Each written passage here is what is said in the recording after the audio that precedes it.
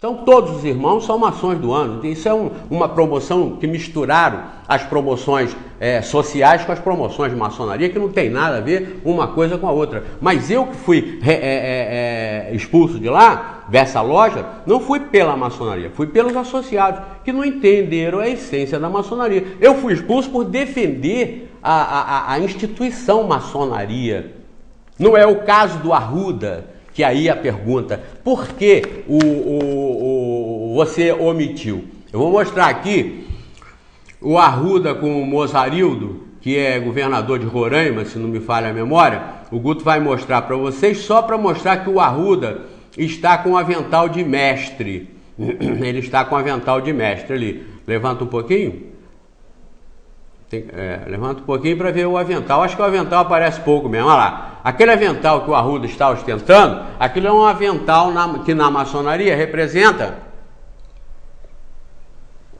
o trabalhador graduado. Já o homem maçom na plenitude dos seus direitos maçônicos, que é o grau 3 do ritual escocês antigo e aceito. Grande Oriente do Brasil. Arrudas, Grande Oriente do Brasil, porque tem várias organizações, administrações maçônicas, como Grande Loja. A maçonaria é uma só, mas administrativamente tem várias ramificações de organização por alguns setores, alguns motivos, etc. Mas são coisas administrativas, não interferem na essência da maçonaria. Então, esse Arruda aqui, que está sendo expulso, ele não está sendo expulso eu não fui expulso pelas mesmas razões. O motivo dele é moral. E eu não toquei no assunto porque eu não sabia. Eu, quando soube, é claro que eu não ia omitir isso. Esse é o primeiro programa que eu estou fazendo, não o segundo. Mas no anterior eu anunciei a questão que me foi apresentada. Certamente por um maçom que me pediu, por questões óbvias, para não ser identificado.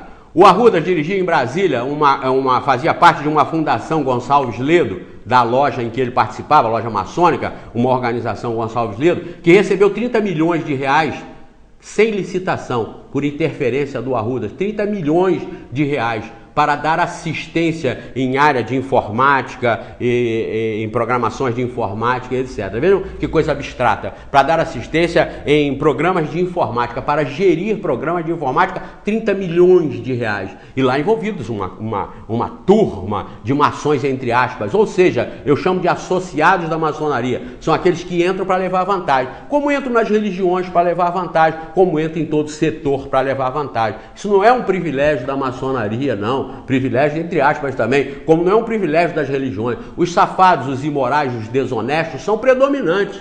E eles se infiltram em todas as organizações, por mais nobres e santas que essas organizações possam ser. Então, essa organização, Fundação Gonçalves Ledo de Brasília, está sob suspeição e sendo fiscalizada pelo Ministério Público, porque tem lá 30 milhões de verba destinado para ela, que eles suspeitam de ser fraude, de ser dinheiro desviado para corrupção.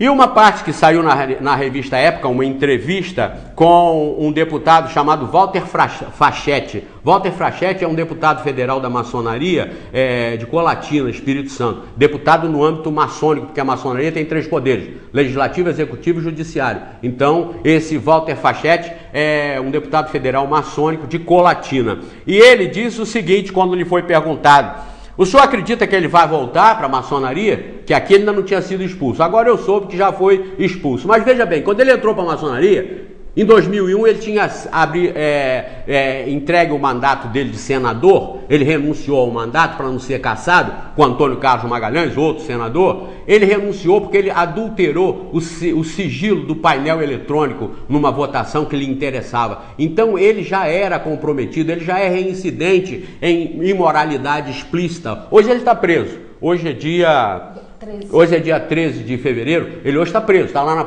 tá enquadrado lá em Brasília, que é um exemplo. Ou a justiça se faz valer, ou os homens de bem assumem, ou então nós estamos perdidos. Isso está tudo corrompido. Kardec perguntou aos espíritos, por que o mal predomina? E os espíritos responderam, porque os bons são frouxos, os bons são tímidos, são acanhados, e os maus são ousados, os corruptos são ousados. Então, hoje o Arruda está preso. Justiça está demonstrando para a sociedade que cuidado, porque se for cumprida a lei, não vale a pena ser corrupto. Se for cumprida a lei, não vale a pena ser desonesto, não vale a pena ser assassino, não vale a pena ser vigarista, se for cumprida a lei. Mas é a impunidade que garante a imoralidade. E as religiões, as religiões, elas apacentam isso tudo, elas apaziguam tudo isso quando elas mostram Jesus como Salvador. É o caso do pastor de 50 mortes nas costas. Matou 50 e é pastor ungido e todo mundo está lá aplaudindo e considerando ele um homem salvo. Olha que exemplo imoral. Olha que exemplo, olha que com cumplicidade da religião com a imoralidade. Mas voltando aqui à pergunta que a revista Época fez, se ele voltaria, o deputado disse o seguinte: ele afirma não acreditar, o deputado, na volta de Arruda à maçonaria, mas não duvida que isso aconteça. Abre aspas para a resposta do Walter Facchetti, que está lá na revista Época. É possível que ele peça para voltar e um monte de bandidos aprove a volta dele. Infelizmente, a ordem maçônica tem pecado muito. Fecha aspas. Estão vendo? Isso aqui vocês podem confirmar na internet. Coloquem lá, Arruda e maçonaria. Arruda expulso, maçonaria. Vocês vão ter lá um rol e essa entrevista que foi publicada na revista Época vai estar lá e vocês vão ter todos os detalhes a respeito. Então vejam bem, a maçonaria é uma organização séria. Eu vou ler aqui o artigo 1º da Constituição, que diz o seguinte, a maçonaria é uma instituição essencialmente iniciática. Existe um compromisso sério de quem inicia, de quem ingressa na ordem, um compromisso sério, um compromisso inclusive juramentado, do homem ser honesto, honrado e principalmente cumprir a Constituição da maçonaria. É filosófica, questiona sempre, é filantrópica, ajuda sempre, como eu disse no projeto que eu aprovei como tese em Brasília, é filantrópica, é progressista e é evolucionista.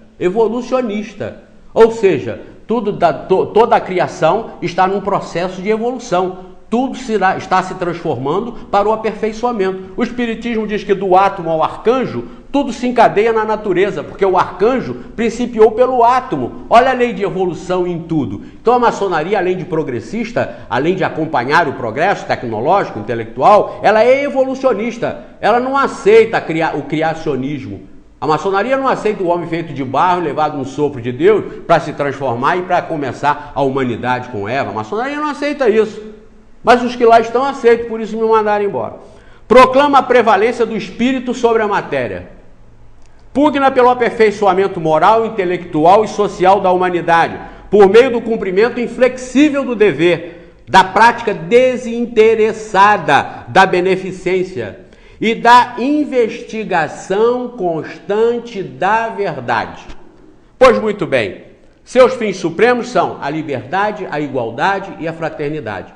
Que Kardec, num estudo que consta lá em Obras Póstumas, não faz parte das obras básicas, obras póstumas, mas foi trabalho que ele estava elaborando e que quando ele morreu foi reunido e publicado com o título Obras Póstumas. Aquilo ali não faz política, não faz doutrina na maçonaria. Aquilo ali não está aprovado como doutrina espírita, melhor dizendo. Aquilo ali não faz parte, não é obra básica. Mas consta lá em Obras Póstumas um trabalho feito por Kardec sobre a liberdade, igualdade e fraternidade, em que ele dá ordem a isso.